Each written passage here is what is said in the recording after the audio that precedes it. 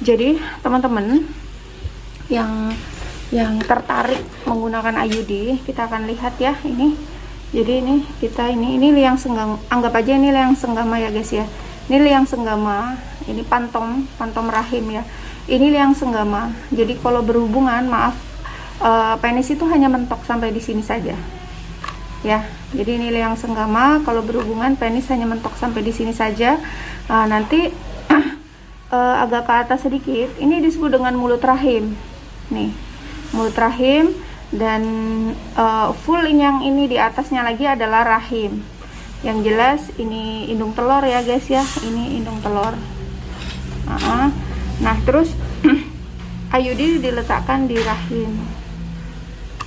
Nah, oke, sudah kelihatan, mudah-mudahan posisinya seperti ini. IUD posisinya di rahim seperti ini.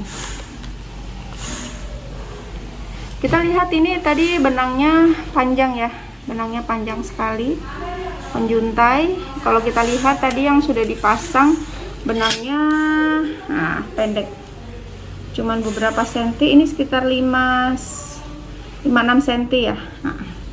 Nah ini IUD yang sudah yang belum kita lakukan pemotongan benang, panjang sekali. Nanti akan dipotong benangnya sampai di sini. Aku tunjukkan pakai alat ini. Benangnya akan dipotong sampai dengan segini, 3 cm sama dengan situ. Jadi 5 cm sama 2 cm di sini. Jadi 3 cm tepat di depan mulut rahim. Tapi ada beberapa juga yang dipotongnya di sini. Nah, sehingga ketika berhubungan tidak terasa, katanya gitu. Tapi pada yang dipotong sampai segini pun ternyata katanya juga tidak terlalu terasa, aman-aman saja. Nah, buat ibu-ibu yang mau menggunakan IUD dan takut nanti IUD-nya jadi bertakar di dalam, aman, tidak masalah. Jadi sebenarnya tidak akan bertagar karena IUD-nya ya memang itu adalah warna tembaganya. Dan memang proses pasangnya itu sebagian orang merasa takut ya guys ya, tapi nggak usah takut karena rasa pasang IUD itu seperti ini.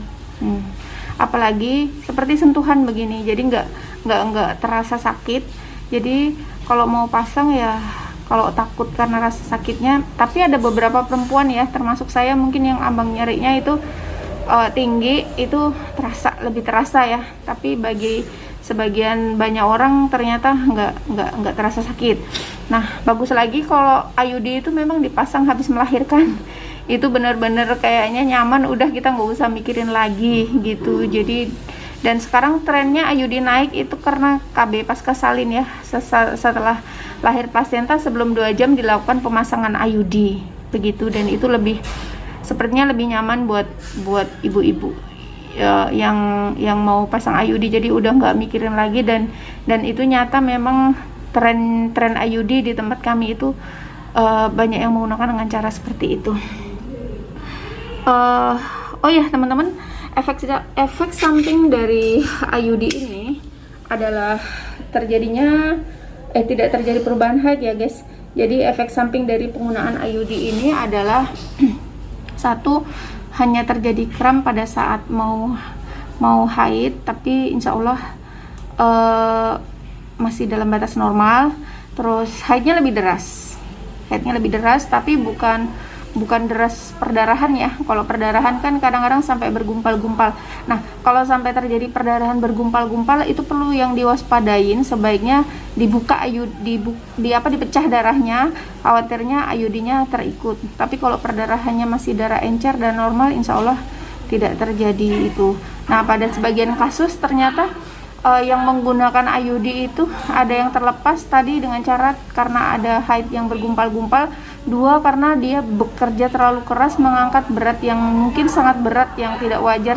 Sebenarnya wanita harus mengangkat seperti mengangkat beras di atas 50 kg atau benda-benda yang lainnya begitu. Nah sebagiannya keluhannya adalah tadi ya, yang benangnya terasa oleh suaminya, tapi itu bisa diatasi dengan dipotong lebih pendek lagi benangnya ya. Jadi suaminya tidak terasa. Contohnya seperti saya, tapi sebagian teman-teman juga nggak dipotong benangnya juga tidak masalah begitu. Nah, IUD ini kelebihannya itu haid setiap bulan. Terus kalau mau hamil, memang IUD ini 8 tahun ya guys ya, untuk 8 tahun. Tapi kalau misalnya mau 3 tahun kepengen hamil, lepas, dia langsung subur. 5 tahun atau bahkan 3 bulan tidak merasa cocok pun boleh dilepas begitu. Terus haidnya setiap bulan, tidak ada efek yang lainnya ya, seperti kalau obat KB, kalau punya penyakit vertigo, hipertensi, itu bisa vertigo, hipertensi itu bisa memperparah penyakit ya.